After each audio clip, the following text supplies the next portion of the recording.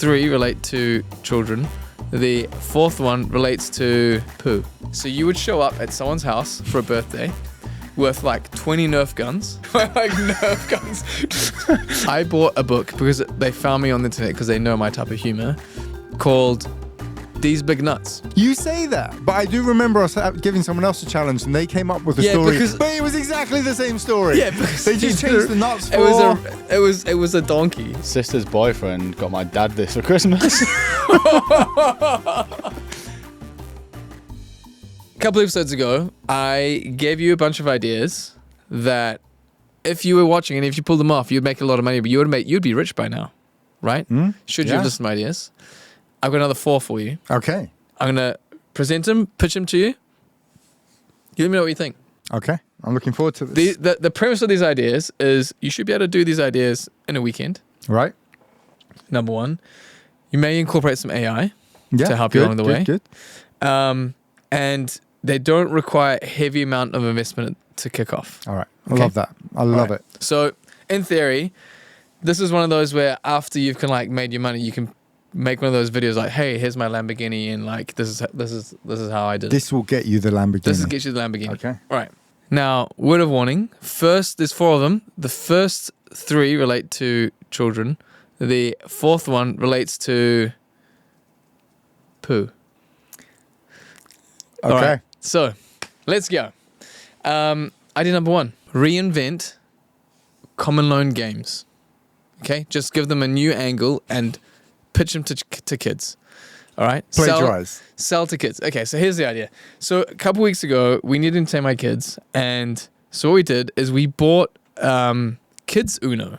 So it's Uno, but for kids, right? And why is it for kids? Because, you know, like normal Uno has like a number and a color. Yeah. This had a picture on it too. So every 4 like had the same panda or whatever, right? And the idea is it's easier for the kid to go, oh, this matches that one, so therefore I can put this card down. But presumably that is also owned by Uno. Yeah. Now, Snakes and Ladders though. Yes. Who owns Snakes and Ladders? See? And so we actually bought a version of Snakes and Ladders that was like, firstly, it was a puzzle. So they had to build the board game. It was only like 6 pieces or like something like that. It's 9, whatever. But it's a really basic puzzle. They've got the board. And then the characters aren't little plastic figurines. They're like animals that are sitting in cars. But the whole thing's designed for like a really younger audience. And the idea is that you get stuff that exists for one market and pitch it down to another market and just adapt it. So you take an idea and a game that's proven to work. Yeah. So you know the concept works. You change it up slightly. Yeah. Which hopefully gets you around the original copyright issues. And then you target it, and you're saying specifically, famously board games come with an age category on them. You just pitch it market to another age one. grab. Okay. Yeah, and because I've had friends, I've got one friend in particular who does watch the pod, and if he's watching, thank you for watching the pod. But he loves coming up with board games, which is great. But the only issue is board games, you have to educate people and convince them to do it. And there's only so the guys who did Exploding Kittens and all the other stuff, awesome stuff, but it's quite hard to kind of like break through. But if you've got one that you, like you said, is proven to work, boom, you kind of like cross just that. Make sure you get it around that copyright. Yeah, it's got to be sufficiently changed up too. Yeah, but, exactly. But I think it can be done, and so I'm sure there'll be games, and there'll be like basic card games that you could pull off, and you do that, or just decks of cards, like basic decks of cards, like do a deck of cards that talks to kids. So that's idea number 1. Sorry, I've got a question. So when you talk about the games and pitching up and down to different age groups, are you speaking specifically about pitching down to younger children or pitching up to old children? Well, my idea number 3 talks to old children, but okay, so this one's just for the babies. The whole idea here is you just break out of like the what it should be for. So like for ages 10 plus, you actually go, well, can I come up with a version that works for like 2 less than 10? Yeah. Okay. I'm trying not to be specific on ages, but yes, that's the kind of idea, right? So that's I suppose the other thing you could do is, I mean, this moves slightly away from something that's tested in the market, but you could look to other cultures and countries, exactly. see games that are working in those markets, and then look at one that you think might be flip it over. Can you translate over into a new space? And then again, requires us to educate. But my thing is, you don't want to spend a lot of money on education, right? Because education is expensive. You have to spend a lot of marketing, and it takes a while for it to build like momentum and get a cult following. And so this kind of skips that process because everyone knows Uno. Yeah. Right? Or Snakes and Ladders. Tic-tac-toe. Hangman. Yeah. That kind of stuff. You can do a hangman version. Like, what if you created a hangman that was basically just, instead of you drawing on a piece of paper, there was like a character. Maybe he doesn't have to hang. He could just... great for the young kids. Sure. He could do something else. Yeah. But some degree of jeopardy. But there would be could have a poo hanging over his head. Yeah, he gets a water bomb dropped on him or something. I don't know. Just make it fun. But you would make it simple enough that a younger demographic could work. Yeah, okay. I like it. I do like it. How would you market? Who would you market to and how? You're selling to the parents. Of course. Yes. So your whole target... would your whole branding be, take Hangman, this is for your child? Like, do you like playing Hangman? Yeah, your kids exactly. can play it too. Maybe your kids like it too. So don't deprive them of the Hangman. But I suppose you would lean into its educational benefits, right? Yeah, it's exactly. Academic stuff. That's the. But also because half the time when you've got little kids, is you want to entertain them, not with a screen, and this is non-screen time. And another one, we played bingo. So like bingo with our kids, and so like what I genuinely love is in the evenings there'll be 4 of us sitting there playing a board game together. No screens, no TV, and it's just quality family time. Yeah. And that's awesome. And the kids love it too because, can we play bingo? And great. So what adjustments did you find that your kids needed in order to play the games? The pictures need to be interesting to them. It needs to be really easy for them to understand. So it can't be too complicated because you're going to have, like the cards, for example, like I said, it was like the same character as well as a number and color on every card. So that way it's easier for them to kind of make it translate over. And instead of the character sitting, just being a plastic figurine, it was like sitting in a car, or it's something that's more relatable to them. Yeah. So visually you can tell this is for kids. And what we'll do, because of the power of the internet and our new awesome video editor, on screen you're going to see a few images of what I bought anyway, in case it helps, and affiliate links in the description. All right, cool. Okay, so that was idea number 1. Okay. This is, from here on, guys, it starts to get a little bit more wild. That was pretty good. At the end, me and Zamir are going to pick one. We're going to pick our favourite one. We'll pick out the ones that we think... Yeah, okay. Tell me which one you want to come in on. Oh, yeah, we will. No, at the end, we will judge it. We will judge it. We will judge it. All right. So because we're doing this, I'm going to progressively make these a bit more wild as we go through, okay? So idea number 2 is... This works in reverse, okay? Remember when you were kids, you loved being at home playing like Nerf? Yes. Like Nerf wars at home? Yeah. What if you could create a whole like Nerf war thing that you would rent out, right? So you would show up at someone's house for a birthday with like 20 Nerf guns and these inflatable barriers that you could stick into their garden, right? Or if they don't have a garden, in a local park, so you'd be like, hey, meet me in the park and we'll stick this, like we'll play Nerf out here. And you've got all these like Nerf bullets and that's what you hire at. So your job, like the business is this rental games business, right? Where you rent out either like these kind of Nerf war scenarios, or it might be something like a giant bubble machine, that kind of thing. But essentially the idea is you buy one bit of capital outlay, some meta ads, and that's your business. Like you've kind of like nailed it, and you just have Calendly book all of the events that you're doing. Super easy, and it'd be pretty fun. I know you love paintballing, right? Yeah. And I know that this is because you're just like, this is a step down. Yeah, you're just like, I want to do paintballing every weekend. Yeah, and make it a business and make it safe for kids. Exactly. So this is like that's a simplified version, right? Yeah. So first version was, but you could do this for like adult kids. Like Leon was like, what about like big kids? So if you don't want to go paintballing, But you could do it for like, or they're maybe not quite at the age yet they can go paintballing and start shooting each other. So just question here. Is there a reason you chose Nerf over water pistols? Is it just because we're living in the UK? It was the UK, right? But like seasonal. It's just because we're living in the UK. Yeah, right, exactly. It works for anywhere there, and it's recyclable. But like you could have like badass ones. You could have really cool, fun like and make it like, and all these kids will be playing like computer games anyway, most likely. So you can incorporate elements of that into your Nerf wars. The other one was like the laser style one. So again, you don't have to play those indoors. Those can be done outside. Yeah, exactly. Yeah. But like it's. But then I suppose it's more expensive, capital outlay. Exactly. Yeah. Okay. And fine. if you lose a Nerf ball, it doesn't mean you can kind of replace them relatively easily, all that kind of stuff. And you can like make it really fun. But you get the inflatable. I think the main cost is going to be in the inflatable Nerf or arena. You're creating an arena, essentially. Yeah, legit. I think this is a really good idea because I'm just constantly playing devil's advocate and thinking, okay, why couldn't parents just buy this stuff and their kids do their own Nerf war? But I believe Nerf guns are pretty expensive. I would say, and if you're going to get 10 kids 10 Nerf guns, then suddenly Al coming down the road like Nerf guns. It just sounds so unserious. But seriously, if you're just coming down the road and charging like £100, that's a tenth of the cost. Boom, it's done, and you've got it for you rent it out for a couple of hours, play some Nerf, and then boom, out, and it's not enough to hurt you if you get hit, right? So the kids are gonna leave the birthday relatively safe. So you could do like 3 parties in a Saturday in a weekend, and boom, you got like what, £400-500 minimum at least.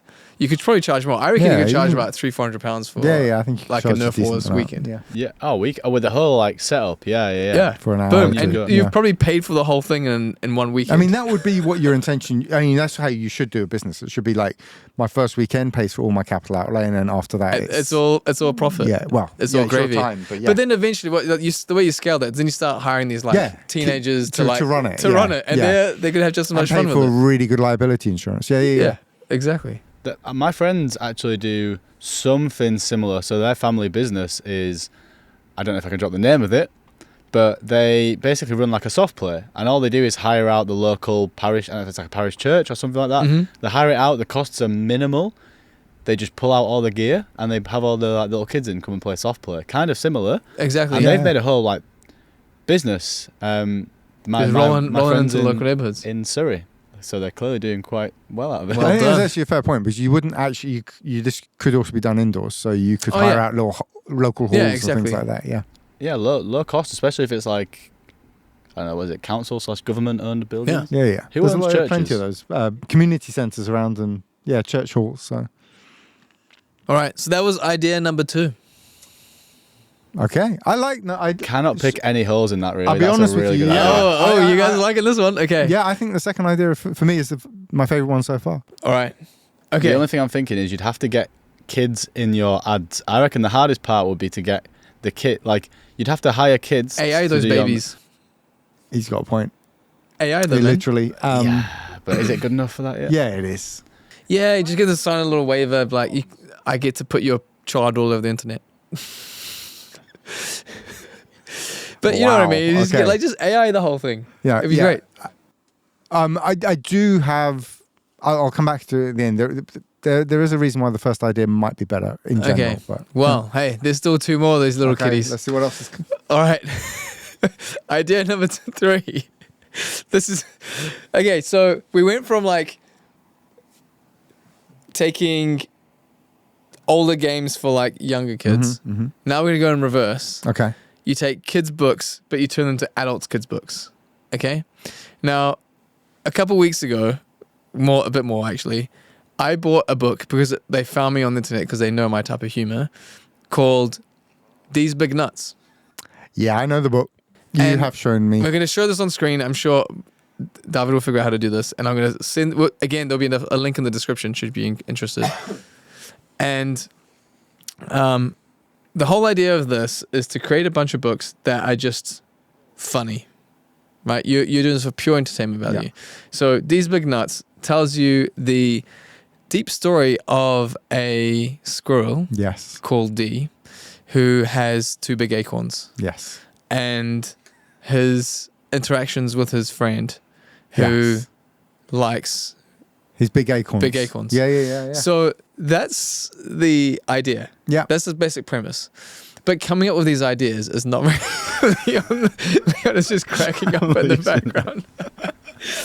I'm sorry, I'm losing it. But coming up with these books is not actually that hard. You say that, but I do remember us giving someone else a challenge, and they came up with a story, but it was exactly the same story. Yeah, because they just changed the nuts for... It was a donkey. That was I it. can't remember what it was, but what I mean is it was like something's big ass, right? That was it. That was it. But my whole thing is, that was just a really lazy prompt. But right now, because of the beauty of AI, you can create a whole bunch of these books pretty quickly because you can animate the books, you can write the stories, all the AI. Okay. Then you go to Amazon print on demand. Okay. Right? So literally in a weekend, you can write a book, become a published author technically. Kindle Direct Publishing. And sell these books. And so the whole idea is you have a whole like group of these books, which you have on Amazon, and then at appropriate times in the year, it'd be like Father's Day dash Q4, you just push the advertising really hard on these. And that's the idea. Okay. Yeah. Kids' books for adults. That's it. And you just run meta ads against these. And you run meta ads and stuff like that against this. Or I think we should point out, it's not a kid's book as such as it displays as a kid's book. Yeah. The story's for adults. It's adult humor. And it's adult humor, but obviously if you're going to read it as a child, it won't be inappropriate. It's not going to be offensive to a child. No. But the main thing is it's a few lines of text on each page. It's it's really just lots cool of innuendo that's illustrations. funny. And like if you look at it with my 15-year-old boy humor, it's hilarious. Yeah. So these are gifts for him. From other guys generally. Exactly. And and they don't cost a lot. So you price it like, it's £8, £9. Gift, and it's funny. Yeah. Okay. I think it's a solid idea, Leon. I think this is good. Yeah. It's all good ideas. I think the biggest risk is converting the advertising. Yeah, but so the way they got me was they just had this lady reading the book, like a couple pages of it, and laughing. And I was like, haha, this is actually really funny. Let me check this out. And I was like, oh, it's only like £7. That'd be funny. And dash, maybe a business idea that we could try later. So I bought the book. I agree with Leon. I think the main thing is getting this to market. So your cost it's a bit of time in creating the stories, but it's KDP. It's pretty quick. Just have it sitting in the background, ticking away. So as soon as someone wants to buy it, you just, boom, it's print on demand. There's not much major capital investment, right? That's probably of all the ideas I'm going to tell you about, that's probably the cheapest one. So tell me more about print on demand.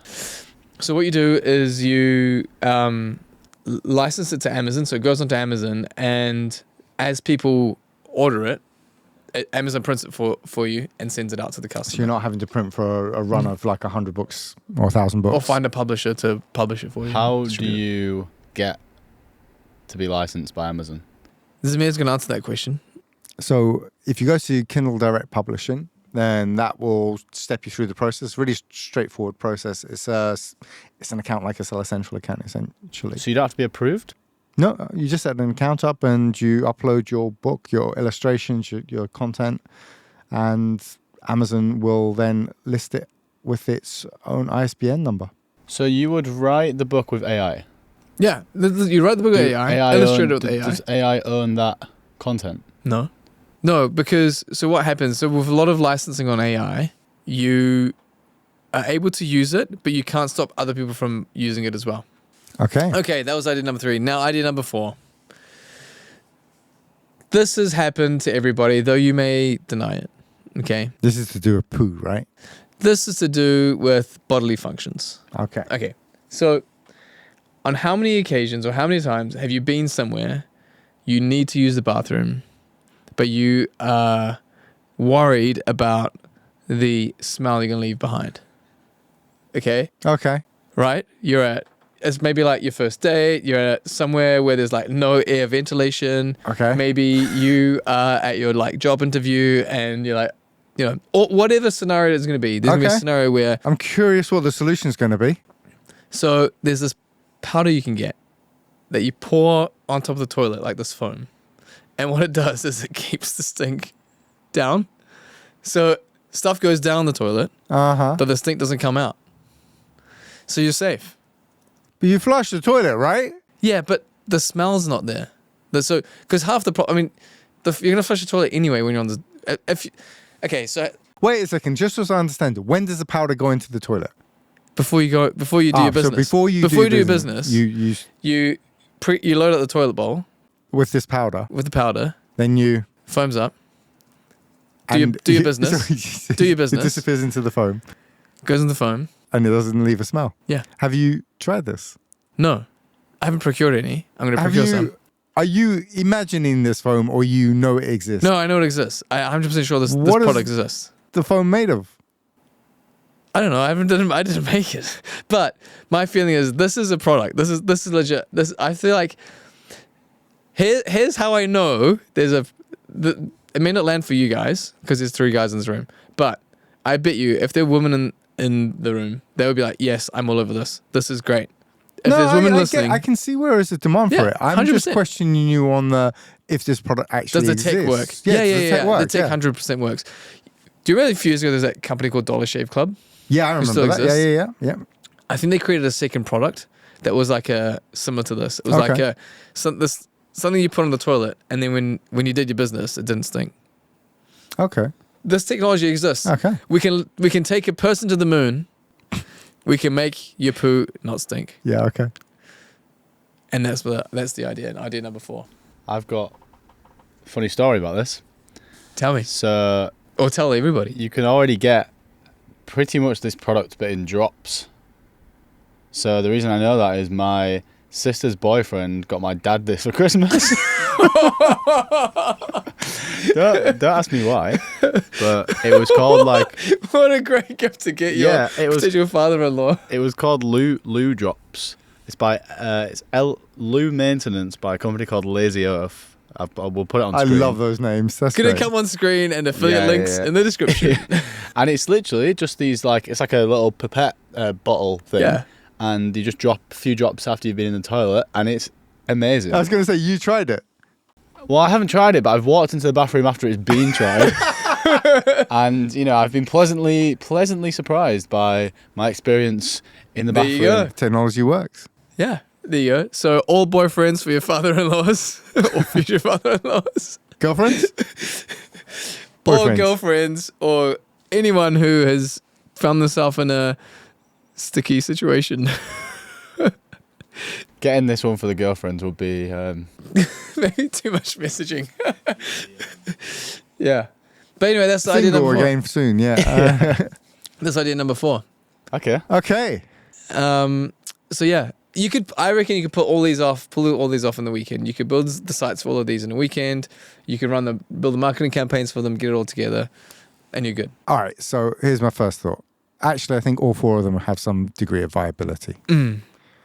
I think my favorite out of all of them. You like the Nerf ball? I like the Nerf one, but there's a reason why I wouldn't do it. I wouldn't personally do it. I think it's a good idea. I just wouldn't personally do it because I'd have to sacrifice my weekends. Yeah, but that's where you hire teenagers. People who have like extra time. I've hired people before. I'm going to be very careful. I don't think that's an easy solution. I think digitally scaling is a much better idea. So, and don't get me wrong, I love all the people that we've hired currently, but in the past there have been experiences. Quickly backtrack. There have been experiences. And I think particularly hiring teenagers to run something with kids in it. You train them. You don't just be throw them. I've heard about this. Oh, it's okay. We'll just train them and have insurance in place. I think there are issues. How many I've taken my kids to so many soft plays that are run by. I know. Like, I still think the liability is huge. I would not. I'm just simply saying I wouldn't want that responsibility. Fine. But out of all of them, I think it's idea number 1 for me. I think it's probably the one that most interests me from a scalability perspective, and I think it's a really active market that you can target quite easily. Sorry, can you remind us what idea number 1 is? Idea number 1. Board games. Board games for kiddos. Yeah. Board games. Or like move it from the original market to a new market. Yeah, I definitely can see that. I think that is a well-conceived idea. The downside from it is the amount. I think there would be a relatively modest investment in creating the game in the first place. So this one I think will probably cost the most to set. So in that respect, you can come up with the idea and concept probably in a weekend, but you're probably looking at a few months to really to produce the board games or the card games, whatever it is. You're gonna that's gonna take some time. Cards are probably a really good idea, actually. But a card game would be easy. Yeah, Leon, which one are you joining me on? I'm gonna invest in a different one, to Zamir. So we've got 2 investments today for you, my good sir. I think idea 1 I'll leave to Zamir. Decent idea, not for me. Idea 4, I think because of the drops, I think you'd struggle to compete. Yeah.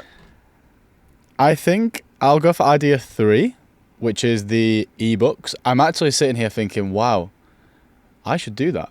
Yeah. Like, I might give that a go, because the thing that I thought was going to be a problem is getting the license by Amazon, and Zamir's eloquently explained that is very easy. So I think I'd probably go for that one, because I agree on the Nerf thing. If it scaled too fast, you'd have no time. And I don't know. Just increase your price, baby. Yeah, that's Supply true. and demand. True. I think that 2 and 3 are the best. I would go for 3. But I think there is a big risk in the advertising contours in general. Just throw it into Meta ads and throw it into Amazon ads. And we know especially that spend a lot of money. You can spend a lot of money in the space of 10 minutes. And it can just disappear. I'd agree. So I think we got to be very careful. That's why you would hire like professionals to run your ads for you. Like you would hire people that could take you up, like this way towards up, like this way up. Yeah. All right. So if you like these ideas, guys, 1, try them, give them a run. Let us know how you go. 2, remember us when you're rich and famous. 3, let us know in the comments. I'd actually genuinely like to know which of my ideas did you actually like. Would you ever try any of them? And do you want more of these ideas? Because I can churn them out for you. Can we run a poll at some time, Leon? Maybe? Yes, we'll run a poll. Possible. People vote in the comments as well.